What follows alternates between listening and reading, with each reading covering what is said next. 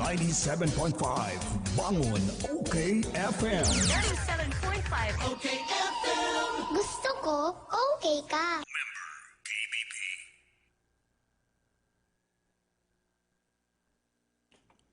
Oras ngunyan, 37, makagi ang alas 10 nin pagkaga. Hep, hep, hep! Time out muna mga kabarkada. Tune in kita sa programang Chillax and Enjoy na Abregana pa. Alcalde sa kusina. Kaibahan ang sa indong paborito, uun pa kay do. Bert de los Martires. Alcalde sa kusina. The best sound trip, urulay food trip. Chika, Toramax. Asin iba pa. Alcalde sa kusina. Kompletos recados. Kaya, let's get ready to rumble with Honorable Bert de los Materes sa Alcalde sa Kusina. Igdi lang yan sa 97.5 Bangon OK FM.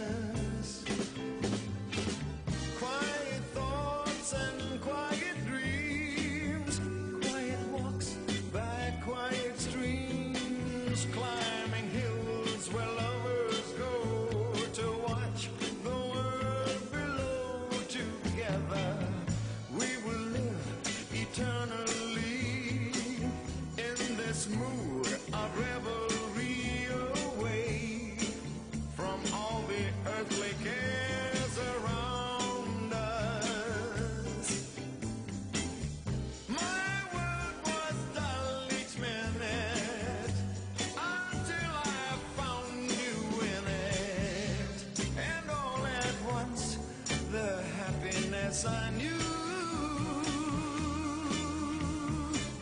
became these quiet nights of loving you.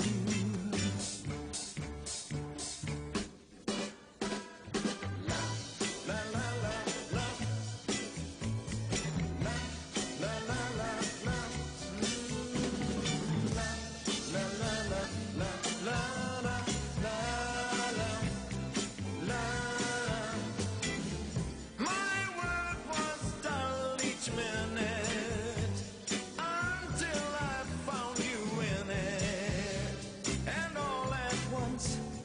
Happiness I knew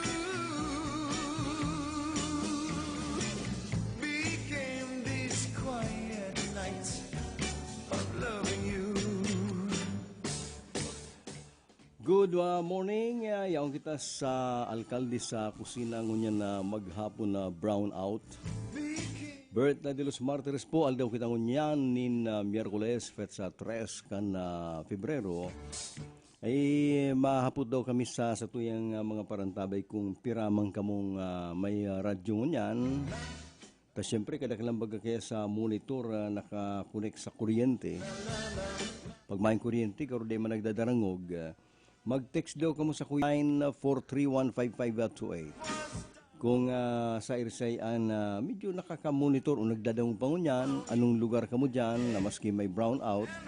Mga may charge pan radyo, may pila o bagaman sa cellphone. Tani maaraman taman lang ang lugar na inaabot kan sa tuyang signal. Mas hingon niya na maghapon na brown out. Kaya mag-text daw kamo sa kuya kung siya nag-arantabi sa tuya 0919-431-5528. Maski nga ni brownout na matrafikon pa dyan sa sentro, sa bagong nga ni pinagre-report baga na ang palaog da sa Naga dyan sa may Del Rosario, Palestina, sa Pili, pirila ang auto. Siguro niya ako siyali sa ibang lugar, madirigdi sa mga mall sa Naga ta mapapresko na mayo ning kuryente. Although may malipot-lipot ang panahon ngunyan ta amihan, bago nga ni ko naglaog digdi sa announces booth, pigiling ko marumarum lang kalangitan. Tagaro nagtataga turo ng uran na pirino na malipot. Ano? Kaso bago mainiton, pagkatapos sa ratyang kani, makuyanon, naglilipot na naman. Narurumduman ko kanina nasa fuwirang kabukiran. Pag-aro kaning naglulumlum, garo maliputon ang panahon. Ano? Masabi kan magurulay na naman nga tamalipot. Ano daw kung magkarni naman, kaya lang yung mahalo ng karni. May baratong yung karni dyan, ito ngayang pigbuno pa kang 2019. Yes, I knew. Si mga karni nga sa China, na malay mo kung pigbuno pa yung hanggang 2019. Pinagbiyahing 2 bulan sa barko. Pag-abot duman sa puerto, sa Pantalan, 2 bulan pang sasaray, ipapabakal man na sa imo, malungsi una. Kaya dalaw ko si komentary sa bagos sa kuya na ni David sa ni Ervin. Tama man ang na mas mapresko pa mga buno sa baryo na pinagpapangalan kang NMIS. Kaya kwenda alay nakakasiguro na samantalang ang mga buno sa baryo nakakasiguro kang malinig. Nagigirong dumang ko pati ang kami nagbubuno manin urig. Yang bagang pag naglilinig ka ng intusinsyal, ining mga intestine, tagigibon mong dinuguan. 2 klaseng panlinig yan, itong puti sa mamon, matapos mong balikon si bituka. Pinaglilinigan ng ito bagang lime, itong puti sa mamon. Ay, the best ito. Kaya lang medyo malulugad-lugad ang kamot mo, tagaro nasusulo. Ang iba man, dahon ng batag. Tagaro sa ragkot kang dahon ng batag na hahali ang alnas.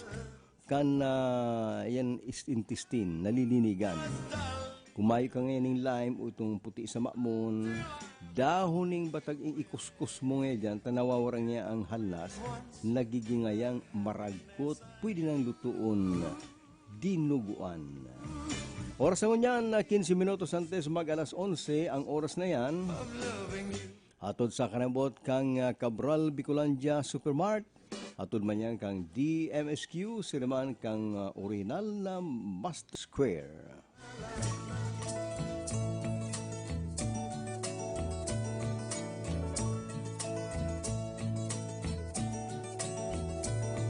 You followed me to Texas. You followed me to Utah. We didn't find it there, so we moved on. You went with me to Alabama. Things look good in Birmingham. Didn't find it there, so we moved on. I know you're tired of following my elusive dreams and schemes, for they're only fleeting things, my elusive dreams. You had my child in Memphis, then I heard of work in Nashville. Didn't find it there, so we moved on to a small farm in Nebraska, to a gold mine in Alaska.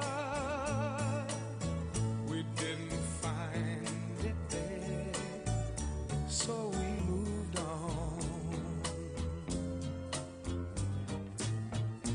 Now we've left Alaska because there was no gold mine, but this time only 2 of us moves on. And now all we have is each other and a little memory to cling to. And still you won't let me go on alone. I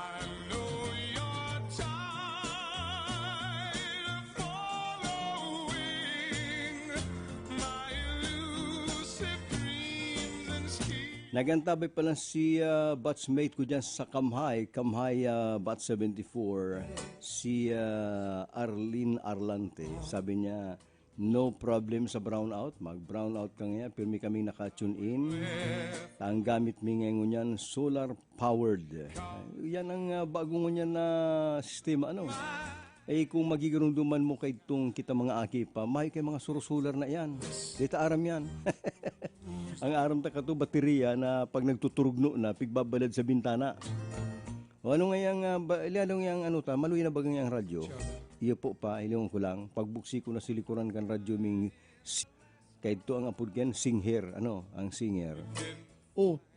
Purlot na baga niyo, tagaro baga ining pila, nagdudurog o baga ni, garo tuturugno na, ang pila ka to nagtuturubig, nakapurlot na po baga ni, ay tanggalon mo, flash yan, tanggalon mo yan, balalun mo sa bintana, tanganing magkusog, na yan pala na baterya, dapat pala nainitan o binabalad, minaluya ang power niya. Kita man ko to, binabaralad. Kaya pag nailing mo ka to ang mga bintana ka narong, may nakarayang mga pila. Yan, nagtatunog ang radyo dahil sa pila. Ako katon, suya ako maripag kami ning pambakal ng pila, si pila, maluyaho na, pigpaparaprukpuk minalangani, tanganing magkusog-kusog lang, ay maluyaho na. Kaya ang pagdadangog ko kato ng radyo, perwisyo na. Pero ngunyan, iguana ning solar-powered. Minsan, binabarkal na lang bagay dyan sa sidewalk.